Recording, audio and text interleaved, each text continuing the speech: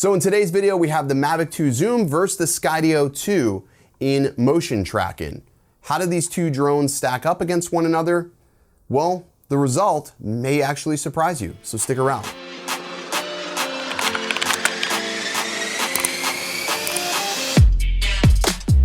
What's good? Welcome back, guys. In today's video, I teamed up with Mike from Accelerated Heights. I'll be sure to include his channel in the description below. He got his Skydio 2 in, and today we took both of them out to a park that's near us to try to take it through these walk-in trails to see how the Skydio does. Now, these trails I chose specifically because they are definitely a lot more challenging than just riding down an open road on a skateboard.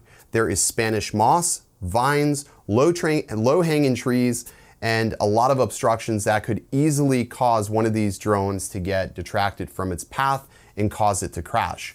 I started off the test by taking the Skydio 2 with the beacon. We also did some tests with this with just the phone, so anytime we are using the beacon, you'll see beacon down in the lower corner to know that that's how it was actually tracking us. So I went and started off just walking down this path. Now you'll see me turn around several times looking at the drone because I'm just genuinely concerned whether or not it's going to be able to make it through. Again, never had a drone that did anything like this, so it's all a new experience for me. Now I started walking down through this little gully. This is like a little amphitheater. And there's multiple trees, and this is also the widest part of the trail. Now, we did not walk down this trail prior to taking the drone down there, but the Skydio 2 did actually pretty decent. Now, a couple of times it got a little bit lost, and there was a time coming back that the beacon actually lost GPS signal, and the drone was hovering, and you can see it actually hovering higher and higher towards the trees, and I got a little bit nervous. Now, I just reconnected the beacon to the Skydio itself and then reconnected my phone to the beacon, and it was fine. It seemingly anyways. I don't know what would have happened if I would have let it go, but I think it would have probably been okay. It proceeded to get through the rest of the trail, no issues. And then I switched over to the Mavic 2 Zoom. Now the Mavic 2 Zoom has long had active track. DJI active track works really well. And I just wanted to see how it actually did in a situation like this. Now, if you know my channel, you also know I really don't like flight modes. I don't even use active track normally. So this is probably my first experience using active track in this situation. I also have the smart controller, which you know I've had issues with the smart controller before when I was out on the water. But surprisingly, the Mavic 2 Zoom actually picked the cleaner paths as it was following me through this trail. I don't know why that was, but I just felt like the Mavic 2 Zoom had less struggle navigating through the path than the Skydio 2. I think the Skydio 2 was seemingly overthinking the course that it should take, but I walked all the way through the path with the Mavic 2 Zoom, as you can see. And then I turned around and walked all the way back out of the path with the Mavic 2 Zoom and had zero issues whatsoever. Oh, and then Mike decided he was gonna go through this trail, and Mike's Skydio had about 30% left on his battery, which it's quite a bit. I don't know exactly when these things are supposed to return to home, but it's not a very long trail, so he proceeded to walk down the trail with this as well, and it did well. It was struggling here and there, and I was, again, just questioning some of the choices the drone was making for obstacle avoidance. But coming back, the drone got stuck off to the side. There was like an area where there was Spanish moss hanging, low-hanging trees and vines, and it couldn't really figure out how to get out of that. You can actually see him and I are out of the trail already, and I actually started walking back to the gear because, you know, we just left all the gear out on this picnic bench. That's Florida, nobody's gonna steal anything.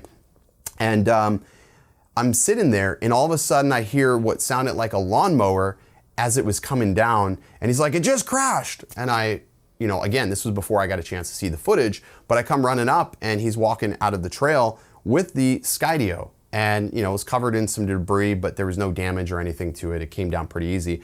But after looking over the footage with him later on, what we found was the Skydio got confused, the battery was too low, it had to land, it pointed the gimbal straight down and started to go into an auto land.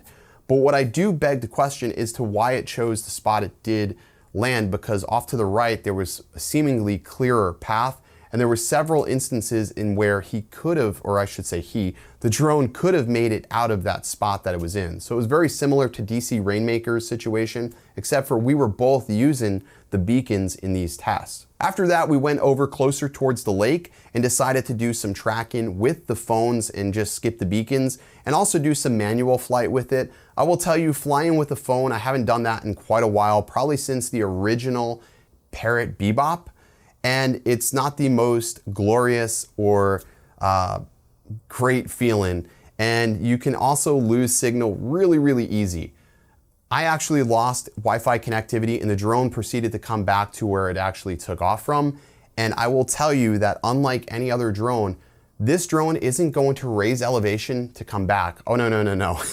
It will take a very direct approach pattern back to you. And it scared the living hell out of me, but it made it back no problem and also avoided all the obstacles. Now, this entire park is the perfect place to test this drone simply because of all the obstructions that are in its way. Spanish moss and vines and all sorts of weird trees that could easily cause a crash.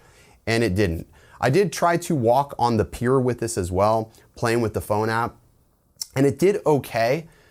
It wouldn't go through the trees. Instead, it decided that it was going to go around the pier and stay lower. This was also the first time that I took the drone around any sort of water. So I was a little bit nervous in reading their disclaimer on this, that reflective surfaces can sometimes trick the obstacle avoidance. However, coming back, it did once again seemingly get stuck, and it couldn't figure out how to get through those trees. I ended up having to guide it over to the right, and this was with the phone.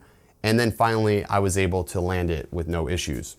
But honestly, it is fun. I think it will get better. It is using AI, so in theory, it should learn a little bit more and it should process some of this information better. I think right now we are, starting to see some of its weaknesses just because it's going to be in more people's hands. So you're going to hear more stories of it possibly wrecking or maybe it not be able to follow you quite as well. I think in open spaces, this drone does really well. I also have to give credit to the Mavic 2 zoom because it did decent. And I know a lot of people were like, well, what do I do? Do I get a Skydio? Do I get a Mavic 2? And it's going to be hard for me to answer that question until I get the controller. Now I will have the controller tomorrow, so I'm gonna do more tests with that as well and see how it does as far as range goes and just overall control from a conventional standpoint. But if you ask me right now, should you buy a Skydio if you have a Mavic 2? The answer would be probably not, because I think that the Mavic 2s still are a very capable drone, and that if you're just doing active track, periodically and it's not your main focus, then the Mavic 2 lineup would still be pretty solid. But if you are, doing action sport or you love the novelty of filming yourself, then the Skydio 2 would definitely be the way to go. But that's just my answer right now. Again, that's all the fringes on the fact that I am going to fly this tomorrow with the controller and see if that thought should change. But big thanks to Mike for helping me film today and letting me almost wreck his Skydio 2. But yeah, super fun day. 2 Skydios in the air. We actually had a spot where he almost hit my Skydio. My Skydio was moving and it just moved out of the way, which I thought was pretty cool. But yeah, if you want to see more videos like this or you want me to team up with Mike in future videos, drop me a comment down below. And as always, guys, stay original. Let's take a look. What happened? It got stuck. Oh, it just couldn't figure it out, huh? It couldn't find its way out and it had a low battery. It just landed. It's not supposed to crash. No, but it did. Let's just take a look at the gimbal. You want to power it off? Just take a look. It went down very softly. Did it? So, yeah. Jesus. I heard it. Yeah. It turned into lawnmower mode.